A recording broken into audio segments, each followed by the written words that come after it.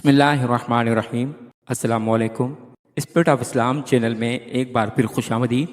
عزیز طلباء، آج کی اس کلاس میں ہم سندھ بورڈ کی نویں جماعت کی اسلامیات کے لیکچرز کے سلسلے میں باب چہارم ہدایت کے سرچشمے اور مشاہیر اسلام کے سبق، جابر بن حیان کے حالات زندگی، ان کے سائنسی کارنامے اور جابر بن حیان کی تصانیف کے بارے میں تفصیل سے پڑھیں گے اور اسے آسان الفاظ میں سمجھیں گے، اور آخر میں اس سبق کے تفصیلی سوالات کے جوابات، مختصر سوالات کے جوابات اور کثیر الانتخابی سوالات کو بھی سمجھیں گے۔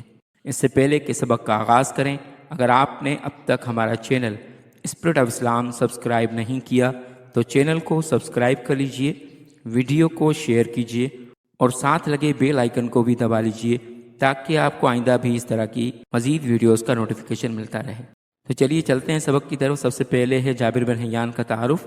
جابر بن حیان مشہور مسلمان سائنسدانوں میں سے ایک ہیں جن کو علم کیمیا میں بابائے کیمیا کے لقب سے یاد کیا جاتا ہے، انگلش میں ان کو فادر آف کیمسٹری کہا جاتا ہے، اردو میں بابائے کیمیا اس لیے کہا جاتا ہے کہ انہوں نے ہی علم کیمیا کی بنیاد رکھی۔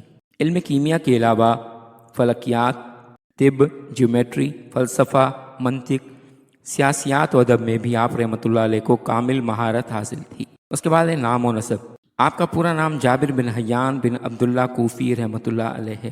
کوفی آپ کے نام کے ساتھ اس لیے ہے کہ آپ عراق کے شہر کوفہ سے آپ کا تعلق تھا، اور لقب صوفی اور کنیت ابو موسیٰ ہے۔ صوفی لقب اس وجہ سے ہے کہ آپ کے والد اور آپ خود بہت ہی متقی اور پرہیزگار زندگی گزارنے والے تھے، اس لیے آپ کے نام کے ساتھ صوفی لقب شامل کیا گیا ہے۔ اور ابو موسیٰ کنیت آپ کے بیٹے کی وجہ سے ہے کہ ان کا نام موسیٰ تھا۔ ان کے آباء و اجداد خراسان اور طوس سے تعلق رکھتے تھے۔ ایران کا صوبہ ہے خراسان اور اس کا ایک چھوٹا سا شہر ہے طوس، وہاں سے ان کا تعلق تھا، اس وجہ سے ان کو طوسی بھی کہا جاتا ہے۔ جہاں 102 ہجری کو قبیلہ ازد میں آپ رحمۃ اللہ علیہ کی ولادت ہوئی، یعنی یہ وہ زمانہ تھا جب امام اعظم ابو حنیفہ اور اسی طرح سے امام جعفر صادق کا زمانہ تھا۔ ان تمام نسبتوں کی وجہ سے وہ اپنی کتابوں کے اوپر نام کے ساتھ کوفی، یعنی کوفہ کی نسبت کی وجہ سے کوفی، ازدی آپ کے قبیلے کی وجہ سے، طوسی خراسان کے شہر طوس کی وجہ سے، یا صوفی لکھتے ہیں۔ اہل یورپ ان کو جیبر کے نام سے جانتے ہیں۔ اب یہاں اس کو جیبر بھی پڑھ سکتے ہیں اور گیبر بھی پڑھ سکتے ہیں، چونکہ عربی میں گاف نہیں ہوتا تو عربی سے تعلق رکھنے والے جیبر پڑھتے ہیں اور گیبر بھی پڑھا جاتا ہے۔ اس کے بعد حالات زندگی۔ جابر کے والد حیان بن عبداللہ اصل میں شام کے رہنے والے تھے، جہاں کے سیاسی و اقتصادی حالات کی ابتری کی وجہ سے وہ نقل مکانی کر کے طوس میں سکونت پذیر ہو گئے۔ حیان بن عبداللہ عطر کا کاروبار کرتے تھے، یعنی خاندانی جو کام تھا وہ عطر فروشی تھا، اس لیے طوس میں آتے ہی انہوں نے اپنے آبائی حرفت کی بدولت وہاں خوشبو کی دکان لگائی۔ دکان بننے کے کچھ مہینے بعد جابر کی ولادت ہو گئی، چنانچہ آپ رحمۃ اللہ علیہ کی ابتدائی تعلیم وہیں طوس میں اپنے والد محترم کی زیر نگرانی ہوئی۔ ساتھ ہی وہ جب اسکول کے کام سے فارغ ہوتے تو سیدھے آ کر اپنے والد کے ساتھ دکان پر بیٹھ جاتے، پہلے تو صرف دیکھتے اور وہاں موجود چیزوں کے بارے میں پوچھتے، لیکن بعد میں اپنے والد کے کاروبار میں باقاعدہ ہاتھ بٹانے لگے۔ ساتھ ہی اس کی دلچسپی دکان میں موجود عطر، خوشبو بنانے کے لیے کام آنے والی جڑی بوٹیوں، پودوں، پھلوں اور دیگر چیزوں کی طرف بڑھنے لگی۔ یعنی جب اپنے والد کو دیکھ اپنے والد سے معلومات لیتے، چیزوں کو پرکھتے، پھر اس کے بارے میں تجربات کرتے اور ان کے خواص ذہن نشین کر لیتے۔ یعنی اپنے والد سے جڑی بوٹیوں، پودوں، پھلوں، پھولوں کے بارے میں اپنے والد سے معلومات لینے کے بعد جو جس پھول کی جڑی بوٹی کی خصوصیت ہوتی وہ جابر بن حیان اپنے ذہن میں رکھ لیتے۔ حیان اپنے بیٹے کی دلچسپی کا لحاظ رکھتے ہوئے اس کو حت الوسع موضوع کے متعلق کتابیں اور معلومات فراہم کرتے رہے، ساتھ ہی اس کو قدیم فلاسفروں کے بارے میں بھی بتاتے تھے۔ یعنی چونکہ جابر بن حیان کی ذہانت کا ان کے بچپن ہی میں ان کے والد نے اندازہ لگا لیا تھا، تو انہوں نے جابر بن حیان کو مزید کتابیں پڑھنے اور مزید فلاسفروں کے بارے میں جاننے کے لیے کتابیں دیں۔ جب جابر بن حیان کے والد وفات پا گئے تو انہوں نے اپنے والد کی وصیت کو یاد کرتے ہوئے پھر سے نئے جذبے کے ساتھ اپنی تعلیم پر توجہ دی۔ یعنی خراسان میں آپ کے والد کا انتقال ہو گیا تو آپ کی والدہ جابر بن حیان کو لے کر اپنے آبائی شہر کوفہ میں آ گئیں۔ یہاں کوفہ میں منتقل ہونے کے بعد جابر بن حیان مدینہ طیبہ سفر کرنے کے لیے چلے گئے۔ آپ کے اساتذہ میں حضرت امام جعفر صادق رضی اللہ عنہ نمایاں حیثیت رکھتے ہیں۔ مدینہ میں جا کر آپ نے امام جعفر صادق کی خدمت میں زانو تلمس کیا، وہاں جا کے آپ ان کے شاگرد بنے۔ آپ رحمۃ اللہ علیہ کے والد کی وصیت تھی کہ تم خوب محنت سے کام لو، ایک دن ضرور تمہارا شمار بڑے بڑے سائنسدانوں میں ہوگا۔ اس بات کو یاد کرتے ہوئے آپ رحمۃ اللہ علیہ طبیعیات یعنی فزکس، ریاضی یعنی میتھمیٹکس اور دیگر علوم کی تحصیل میں مشغول ہو گئے۔ یہ سارے علوم مدینہ طیبہ میں پڑھائے جاتے تھے۔ جب آپ رحمۃ اللہ علیہ کی عمر 30 برس ہوئی تو اپنے خاندان کو لے کر کوفہ منتقل ہو گئے۔ 30 سال کے بعد پھر دوبارہ سے آپ اپنے شہر کوفہ میں آ گئے۔ اس کے بعد سائنسی کارنامے، جابر بن حیان نے دوا سازی اور دھات سازی میں بہت سے تجربات کیے اور نئی نئی چیزیں دریافت کیں، اور خاص طور سے علم کیمیا سے متعلق یعنی کیمسٹری کے بارے میں اصول وضع کیے جو آج تک قابل اعتبار سمجھے جاتے ہیں۔ جڑی بوٹیوں اور پھلوں کو گرم کر کے ان سے عرق نکالنے کے لیے انہوں نے قرع امبیک نامی آلہ تیار کیا، جس کو آج کے زمانے میں قرنفل کہا جاتا ہے۔ انہوں نے گندھک کا تیزاب، نمک کا تیزاب، کاربونیٹ آرمینک سلفائٹ، خضاب بنانے کا طریقہ، دھات کو کشتہ بنانے، لوہے پر وارنش کرنے کے طریقے ایجاد کیے۔ یہ پہلا کیمیادان تھا جس نے مادہ کی 3 حصوں میں درجہ بندی کی: نمبر 1 نباتات، نمبر 2 حیوانات اور نمبر 3 معدنیات۔ پھر معدنیات کو بھی 3 حصوں میں تقسیم کیا: بخارات میں تبدیل ہونے والی اشیاء، آگ پر پگھلنے والی اشیاء اور وہ اشیاء جو گرم ہو کر پھٹ جائیں۔ سابقہ مطالعہ اور تجربات کی بنیاد پر انہوں نے دوا سازی، طب اور دھات سازی کے بارے میں غور و خوض کر کے بہت سی چیزیں ایجاد کیں جو پہلے کسی نے بھی معلوم نہیں کی تھیں، اور کیمیائی عوامل کے ذریعے انہوں نے ایک مادہ مائع حالت میں تیار کیا، یعنی لکوڈ کی شکل میں اس کو تیار کیا جو ہر چیز کو جلا رہا تھا۔ اس کا نام تیز آب یعنی تیز پانی سے تیزاب پڑ گیا۔ اس طرح ان کی کاوشوں سے ایک نئے سائنسی فن کیمیا کی بنیاد پڑ گئی، یعنی تیزاب جو ہے یہ بھی جابر بن حیان کی دریافت ہے۔ اس کے بعد جابر بن حیان کی تصانیف یعنی کتابیں۔ جابر بن حیان کو کثیر التصانیف لوگوں میں شمار کیا جاتا ہے، یعنی آپ کی بہت سی کتابیں تھیں۔ ان کے رسائل اور کتب کی تعداد 232 سے تجاوز کر جاتی ہے۔ آپ کی کل جو کتابیں ہیں ویسے تو 232 سے بھی زیادہ ہیں۔ ایک قول کے مطابق ان کی 500 سے زیادہ تالیفات تھیں۔ تالیفات کہتے ہیں ان کتابوں کو جو جابر بن حیان نے لاطینی زبان سے عربی زبان میں ترجمہ کی تھیں، یعنی جو ان کی خود کی لکھی ہوئی نہیں تھیں بلکہ خود ان کا ترجمہ کیا تھا، جن میں سے اکثر زمانے کے حالات کی نظر ہو کر ضائع ہو گئیں۔ جابر بن حیان کی بہت سی عربی کتابیں لاطینی اور پھر لاطینی سے انگریزی زبان میں ترجمہ ہو کر یورپ تک پہنچ گئیں۔ اس طرح ان کی بدولت یورپ علم کیمیا سے روشناس ہوا، یعنی آج یورپ میں جتنی بھی سائنسی ترقی ہے وہ سارا کا سارا ذخیرہ جابر بن حیان کی کتابوں سے لیا گیا ہے، اور جابر بن حیان امام جعفر صادق کے شاگرد تھے جن سے انہوں نے یہ سب کچھ سیکھا۔ تو اس لحاظ سے یہ سارا کا سارا سائنسی ترقی کا کریڈٹ امام جعفر صادق رضی اللہ تعالیٰ عنہ کو، جو آل رسول تھے، حضرت علی رضی اللہ تعالیٰ عنہ کے خاندان کے تھے، ان کو یہ سارا کا سارا کریڈٹ جاتا ہے، اور مسلمان سائنسدانوں کو جاتا ہے۔ ان کتابوں میں ایذا، الخواص الکبیر، المیزان علم کیمیا سے متعلق ہے، جبکہ دیگر کتب فلکیات، طبیعیات، جیومیٹری، فلسفہ و منطق اور علم سیاسیات کے بارے میں ہیں۔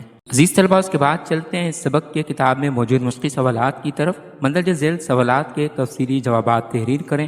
اس کا پہلا سوال ہے جابر بن حیان کی علم کیمیا میں خدمات تحریر کریں۔ کا جواب ہے جابر بن حیان کے کارہائے نمایاں، یہ پہلے ہیڈنگ دیں گے۔ اس کے بعد پہلے نمبر پر ہے دھاتی کیمیا۔ جابر بن حیان نے اپنے علم کیمیا کی بنیاد اس نظریے پر رکھی کہ تمام دھاتوں کے اجزائے ترکیبی گندھک اور پارا ہیں۔ مختلف حالتوں میں اور مختلف تناسب میں ان دھاتوں کے اجزائے ترکیبی ملنے سے دیگر دھاتیں بنیں۔ ان کے خیال میں دھاتوں میں فرق کی بنیاد اجزائے ترکیبی نہیں بلکہ ان کی حالت اور تناسب تھا۔ اس کے بعد ایک قرع امبیک۔ جابر قرع امبیک نامی ایک آلہ کے موجد تھے جس کے 2 حصے تھے۔ ایک حصے میں کیمیائی مادوں کو پکایا جاتا اور مرکب سے اٹھنے والے بخارات کو نالی کے ذریعے آلہ کے دوسرے حصے میں پہنچا کر ٹھنڈا کر لیا جاتا تھا۔ یوں وہ بخارات دوبارہ مائع حالت اختیار کر لیتے۔ کشیدگی کا میل کرنے کے لیے آج بھی اس قسم کا آلہ استعمال کیا جاتا ہے۔ اس کا موجودہ نام ریٹارٹ ہے۔ اس کے بعد ہے تیزاب۔ ایک دفعہ کسی تجربے کے دوران میں قرع امبیک میں بھورے رنگ کے بخارات اٹھے اور آلہ کے دوسرے حصے میں جمع ہو گئے جو تانبے کا بنا ہوا تھا۔ حاصل شدہ مادہ اس قدر تیز تھا کہ دھات گل گئی۔ جابر نے مادہ کو چاندی کے کٹورے میں ڈالا تو اس میں بھی سوراخ ہو گئے۔ چمڑے کی تھیلی میں ڈالنے پر بھی یہی نتیجہ نکلا۔ جابر نے مائع کو انگلی سے چھوا تو وہ جل گئی۔ اس کانٹدار اور جلانے کی خصوصیت رکھنے والے مائع کو انہوں نے تیزاب یعنی ریزاب کا نام دیا۔ پھر اس تیزاب کو دیگر متعدد دھاتوں پر آزمایا لیکن سونے اور شیشے کے علاوہ سب دھاتیں گل گئیں۔ جابر بن حیان مزید تجربات میں جڑ گئے۔ آخر کار انہوں نے بہت سے کیمیائی مادے مثلا گندھک کا تیزاب اور ایکوار سبزیاں بنائے، حتیٰ کہ انہوں نے ایک ایسا تیزاب بنایا جس سے سونے کو بھی پگھلانا ممکن تھا۔ اس کے بعد ہے عناصر و مادے کی حالت۔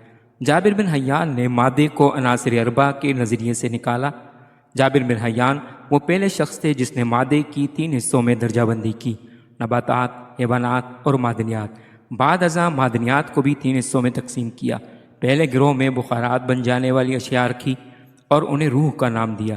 دوسرے گروہ میں آگ پر پگھلنے والی اشیاء مثلا دھاتیں وغیرہ رکھیں، اور تیسرے گروہ میں ایسی اشیاء رکھیں جو گرم ہو کر پھٹ جائیں اور سرما بن جائے۔ پہلے گروہ میں گندھک، سنکھیا، نوشادر وغیرہ شامل ہیں۔ اس کے بعد ہے کیمیائی مرکبات۔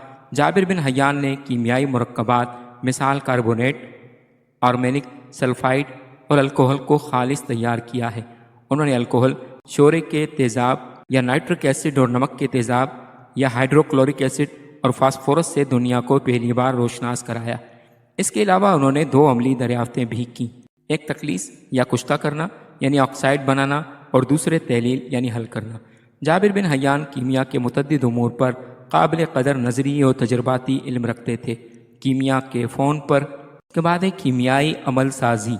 اس کے علاوہ لوہے کو زنگ سے بچانے کے لیے لوہے پر وارنش کرنے، موم جامہ بنانے، خضاب بنانے کا طریقہ دریافت کیا۔ اس کے علاوہ فولاد کی تیاری، پارچہ بانی، چرم یعنی کھالوں کی رنگائی اور شیشے کے ٹکڑے کو رنگین بنانا وغیرہ۔ دیگر تجربات و کارنامے: انہوں نے دھات کا کشتہ بنانے کے عمل میں اصلاحات کیں اور بتایا کہ دھات کا کشتہ بنانے سے اس کا وزن بڑھ جاتا ہے۔ عمل کشید اور تقطیر کا طریقہ بھی جابر کا ایجاد کردہ ہے۔ انہوں نے قلماؤ یعنی کرسلائزیشن کا طریقہ اور 3 قسم کے نمکیات دریافت کیے۔ اس کے بعد خدمات: جابر نے کیمیا کی اپنی کتابوں میں بہت سی اشیاء بنانے کے طریقے درج کیے۔ انہوں نے کئی اشیاء کے سلفائڈ بنانے کے بھی طریقے بتائے۔ انہوں نے شورے اور گندھک کے تیزاب جیسی چیز دنیا میں سب سے پہلی بار ایجاد کی، جو موجودہ دور میں بھی نہایت اہمیت کی حامل اور سنسنی خیز ہے۔ انہوں نے سب سے پہلے کرامبیک کے ذریعے کشید کرنے کا طریقہ دریافت کیا۔ اس کے بعد دوسرا سوال ہے جابر بن حیان کی تصانیف کے متعلق آپ کیا جانتے ہیں؟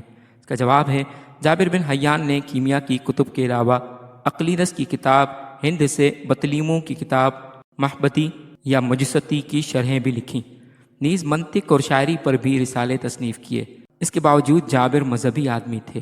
انہوں نے 200 سے زیادہ کتابیں تحریر کیں، جن میں سے چند مشہور تصانیف مندرجہ ذیل ہیں: نمبر 1 کتاب الملک، نمبر 2 کتاب الرحمہ، نمبر 3 کتاب التجوین، نمبر 4 زیب الشرقی، نمبر 5 کتاب الموازین الصغیر۔ جابر بن حیان کی تمام تصانیف کا ترجمہ لاطینی کے علاوہ دیگر یورپی زبانوں میں ہو چکا ہے۔ تقریباً 800-900 سال تک کیمیا کے میدان میں وہ تنہا چراغ رہا تھا۔ 18ویں صدی میں جدید کیمیا کے احیاء سے قبل جابر کے نظریات کو ہی حرف آخر خیال کیا گیا۔ بطور کیمیا دان ان کا ایمان تھا کہ علم کیمیا میں تجربہ سب سے اہم چیز ہے۔ انہوں نے عملی طور پر دنیا کو دکھایا کہ کچھ جاننے اور سیکھنے کے لیے صرف مطالعے اور علم کے علاوہ خلوص اور تندہی کے ساتھ تجربات کی بھی ضرورت ہے۔ عزیز طلبہ، اس کے بعد چلتے ہیں سبق کے مختصر سوالات کے جوابات کی طرف۔ مندرجہ ذیل سوالات کے مختصر جوابات تحریر کریں۔ پہلا سوال ہے جابر بن حیان کے خاندان اور جائے پیدائش کے بارے میں آپ کیا جانتے ہیں؟ اس کا جواب ہے سب سے پہلے تعارف۔ جابر بن حیان مشہور مسلمان سائنسدانوں میں سے ایک ہیں جن کو علم کیمیا میں بابائے کیمیا کے لقب سے یاد کیا جاتا ہے۔ علم کیمیا کے علاوہ فلکیات، طب، جیومیٹری، فلسفہ، منطق، سیاسیات و ادب میں بھی آپ کو کامل مہارت حاصل تھی۔ اس کے بعد ہے نام و نسب۔ آپ کا پورا نام جابر بن حیان بن عبداللہ کوفی رحمۃ اللہ علیہ ہے اور لقب صوفی اور کنیت ابو موسیٰ ہے۔ ان کے آباء و اجداد خراسان سے تعلق رکھتے تھے، جہاں 102 ہجری کو قبیلہ ازد میں آپ رحمۃ اللہ علیہ کی ولادت ہوئی۔ ان تمام نسبتوں کی وجہ سے وہ اپنی کتابوں کے اوپر نام کے ساتھ کوفی، ازدی، توسی یا صوفی لکھتے ہیں۔ اہل یورپ ان کو جیبر کے نام سے جانتے ہیں۔ دوسرا سوال ہے جابر بن حیان کے والد کا کون سا کاروبار تھا؟